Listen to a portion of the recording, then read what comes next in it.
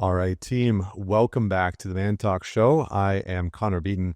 Today, we're going to be talking about the one thing that I haven't heard anybody talk about when it comes to why porn can be so addictive and why it is so hard to quit when you decide to stop watching it.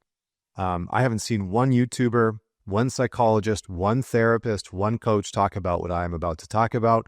And I have I've watched a lot of videos on this topic and this content. Before we dive into it, don't forget to subscribe to the channel. Don't forget to man it forward and share this video with somebody that you know could use it, could enjoy it. So let's dive in. The one thing that I want to talk about that I haven't seen anybody else address, and I'm going to be talking about this more in the coming weeks and months, is that porn is and creates a pseudo-attachment. So porn creates a pseudo relationship. So if you're in a relationship, if you're married, you can kind of think of it as this sort of like mistress that you go to once in a while. So a couple things about attachment, and this is based off of the work of a gentleman named Dewey Freeman. Dewey Freeman has been doing behavioral psychology, Gestalt therapy, equine therapy for about 40 or 50 years. He's got 90,000 clinical hours under his belt. He also happens to be my friend and colleague and mentor. And he had done extensive work and research in the field of attachment. He's actually built his own attachment model, which we'll be talking about in the future. But attachment is the foundation of our relationships. So here's the simple thing that I want you to know, and I'm going to break down when it comes to why porn is so addictive and why it can be so hard to quit. If you don't have a deep sense of security or trust within your primary relationships with your girlfriend or wife or, your significant other or your friends or your family, when those things seem like they're a little unstable, a little untrustworthy, or lacking in security in some way, shape, or form, what we'll do is cope with that by creating these pseudo relationships with objects, substances, or behaviors, right? You build a relationship with pornography. You build a relationship with pornography. What do I mean by that? Well, if you're somebody that's watching porn, paying for cam girls, maybe you subscribe to OnlyFans, and you have this kind of pseudo relationship. There's this pseudo exchange. There's an energetic exchange. There might be a financial exchange. There's an exchange of time. There's an exchange of emotional exchange sometimes.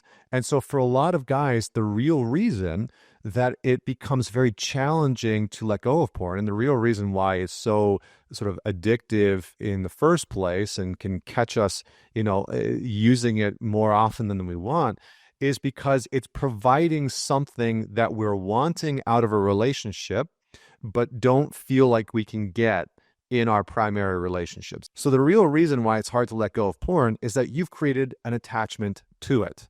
You've created a relationship with it, whether you know that or not, right? Even if you never use cam girls and OnlyFans and that kind of stuff, and you're just watching pornography, notice that you probably go back and watch a very similar kind of pornography on a regular basis. And maybe that goes through phases, right? You might watch one type of porn for a few months and another type of porn for a few months.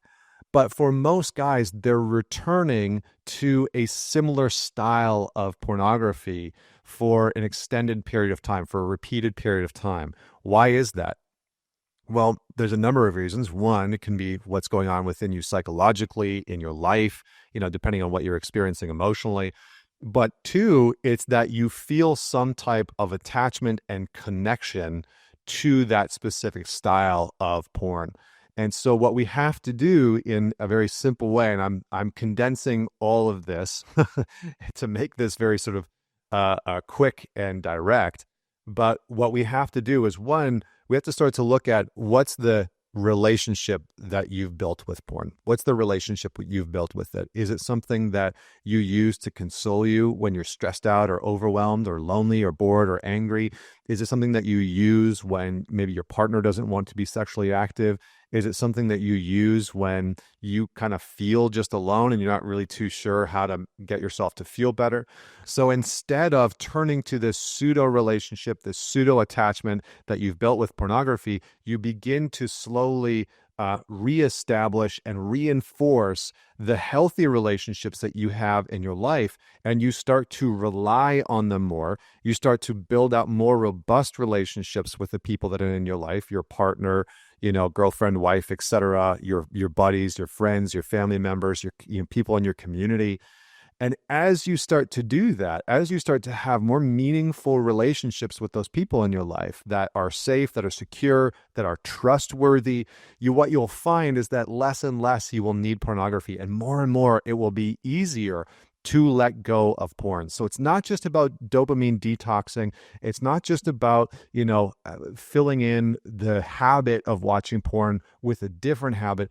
And there are hundreds of men's groups that are out there, men's communities, where you can have these types of connections, relationships, and transparent and honest conversations. So find one that works for you, find one that is right for you, and find some accountability so that you can build those healthy attachments, those healthy relationships, instead of needing and depending on, because that's really what porn is. Porn becomes a dependency. It's like a codependent relationship. You need it in order to feel better. So instead of having that codependent dependency with pornography, you actually have a healthy, structured, grounded relationship with another human being. So comment below. Let me know what you thought about this video. Don't forget to man it forward. Share it with another man. This is important information, I think. Hopefully you agree with me, but I'm curious to hear what your thoughts are. And until next week, this is Connor Beaton signing off.